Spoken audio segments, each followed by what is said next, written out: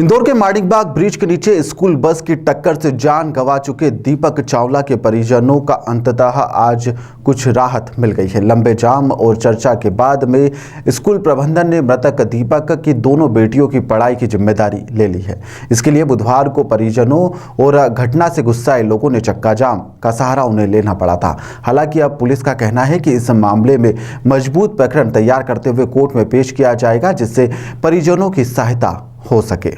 इंदौर में मंगलवार को एक मनहूस दोपहर देखने को मिली, जब माणिकबाग ब्रिज के नीचे 40 वर्षीय दीपक चावला को लॉरेंस स्कूल की बस ने जोरदार टक्कर मार दी और उनकी जान ले ली। इस घटना से क्षेत्र के लोग दूसरे दिन गुस्से में दिखाई दिए। लोगों ने सुबह सड़क जाम लगा दिया। इस हादसे में जिस दीपक की जान गई, उनकी दोनों बेटियां हैं। उनका हंसता खेलता परिवार अब पूरी तरह से गमगीन हो गया है और उन्हें कुछ भी समझ नहीं आ रहा है।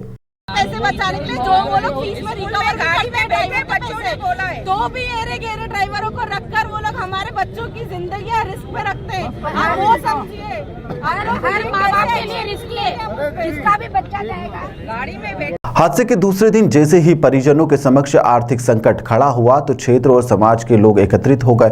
घंटों तक सड़क पर जाम लगाकर यहां पर जिम्मेदारों को बुलाया गया। पुलिस प्रशासन ने संजीदगी दिखाई और उनसे बातचीत करी। दोनों बेटियों की पढ़ाई की व्यवस्था स्कूल प्रबंधन से करवाई गई है और जब जाकर इन्हें कुछ राहत जरूर मिली है। जो भी चर्चा हुई है, जितने भी अंदर सब अथॉरिटीज़ बैठे थे, हम उन चर्चा से एक फाइनल डिसीजन पे पहुंचे और उस डिसीजन से हम संतुष्ट हैं। डिसीजंस जो इंटरनल किए गए हैं उसके बिहाफ पे अभी कोर्ट में केस होगा। वो डिसीजंस जो कोर्ट फाइनल बताएगा वही फाइनल रहेगा। हमारी द्वारा जो मांगे की गई थी उसमें से जो अभी एक मांग पूरी की गई है वो है लाइफ टाइम फ्री एजुकेशन। उससे हम काफ़ी संतुष्ट हैं, क्योंकि उससे जो बच्चियां हैं उनको काफ़ी अच्छी चीज़ रहेगी उनके लिए, और जो उनको हेल्प मिल पा रही है वो सपोर्ट हमारे लिए है। नहीं, वो स्कूल अभी हमने डिसाइड नहीं किया है, लेकिन वो बच्चे लॉरेल स्कूल में नहीं पढ़ेंगे।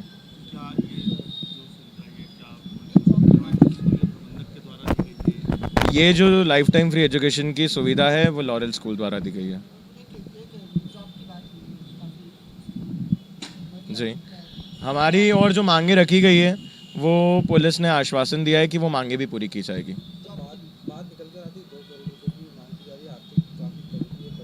आर्थिक तंगी है, अब ऐसे वहाँ पे बोलने वाले 1000 लोग हैं, 1000 बातें कर रहे हैं, बट न्यूज़ बाइट तो उनकी ही जाती है जो अंदर बैठ के बात करके आता है। तो मांगे तो 2 करोड़, 5 करोड़, 10 करोड़ की भी लोग कर देंगे और वो आपको हजार बातें बताएंगे।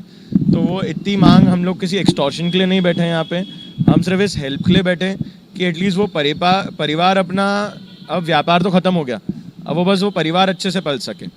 अगर एक्सटॉर्शन करना होता तो आज हर कोई बस के नीचे आ जाता, दंगे चालू करके इस अमाउंट को एक्सटॉर्शन के वे में चालू कर देते। तो हम एक्सटॉर्शन करने नहीं बैठे। हमारे समाज ने हमें काफ़ी सपोर्ट करा, बाहर से लोग आए उन्होंने सपोर्ट करा, फ्रेंड्स फैमिली सब ने सपोर्ट किया, उसी के थ्रू हमने ये चीज़ करी। पुलिस प्रशासन ने कल तक जो कार्रवाई करी थी उससे हम बिल्कुल संतुष्ट नहीं थे, बट आज धरना प्रदर्शन करना पड़ा। वो धरने के बाद ही कार्रवाई थोड़ी जो आगे बढ़ी है उस स्पीड से हम संतुष्ट हैं। यह आश्वासन देने के लिए खुद पुलिस और जिला प्रशासन के अधिकारी मौके पर पहुंचे, जिसके बाद जाम खत्म हो गया। इसके बाद पुलिस के बड़े अधिकारियों ने पूरी चर्चा पर अपडेट दिया है। जूनी इंदौर थाना क्षेत्र में कल एक दुखद हादसा जो एक बस के द्वारा हुआ था, उसमें एक व्यक्ति की जान चली गई थी। उनके परिवार के द्वारा आज माणिकबाग ब्रिज पर इकट्ठा होकर के वहां पर चक्का जाम किया गया था, जिसके बाद लगातार समझाइश के दौर के बाद में उनके परिवार को यह समझाइश दी गई है कि जो मृतक का परिवार है उनको कोर्ट के माध्यम से एक एडिक्वेट कंपनसेशन उचित समय सीमा में मिलेगा, जिसके लिए पुलिस जितनी ज़्यादा सख्त से सख्त कार्रवाई डायरी के माध्यम से कर सकती है वो की जाएगी। और जो कंपनसेशन के लिए जो केस डायरीज बनाई जाती हैं और जितनी भी मदद, जो आश्वासन और जो सहायता पुलिस की तरफ से है वो की जाएगी, इस प्रकार का आश्वासन दिया गया है।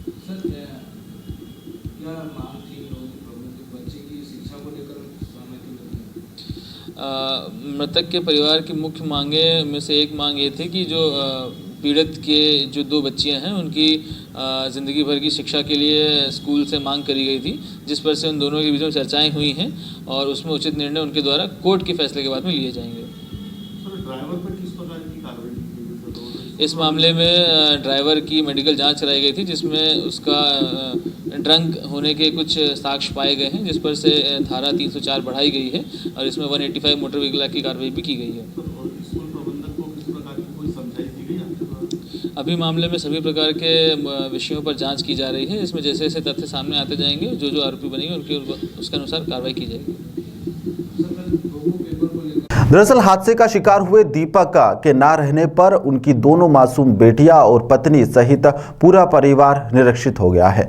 अभी मदद की उन्हें दरकार है। परिवार से जुड़े लोग चाहते हैं कि एक सदस्य को सरकारी नौकरी और दोनों बेटियों की शादी के खर्चे की व्यवस्था होना चाहिए।